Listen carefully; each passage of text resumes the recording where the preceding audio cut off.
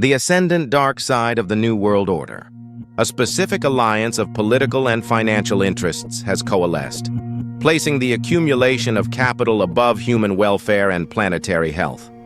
Figures like Netanyahu, Trump, Farage, Maloney, Peters, Luxon, and Vicor, and their counterparts in media and finance represent an ideology where market growth justifies any human cost. This priority is starkly evident in their energy policies. Despite the clear superiority and necessity of green alternatives, they actively redirect public funds and subsidies to prop up the declining fossil fuel industry. The result is a manipulated shortage that forces consumers to pay higher prices, making a destructive industry profitable at the public's expense.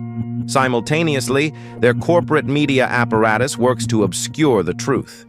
In the face of escalating climate disasters, from catastrophic floods to prolonged droughts, this propaganda machine spins denial and doubt across social media, delaying the critical action required for our collective survival.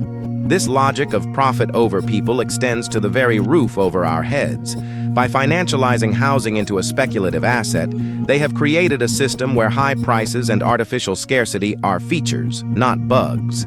This boosts investment portfolios for the wealthy, while the human cost is paid by the elderly freezing in unheated homes and a growing homeless population. The consequences are a vicious, self-reinforcing cycle.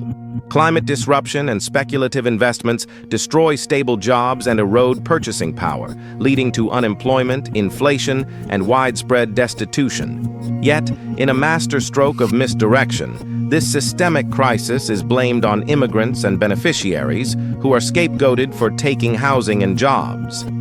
We can now observe the final, sinister piece of this pattern. When left-wing governments dare to challenge this order, such as by advocating for the rights of Palestinians, the full force of the right-wing propaganda machine is unleashed against them, often using immigration as a wedge issue to undermine their support, as seen in the UK, Australia, Canada, and Spain.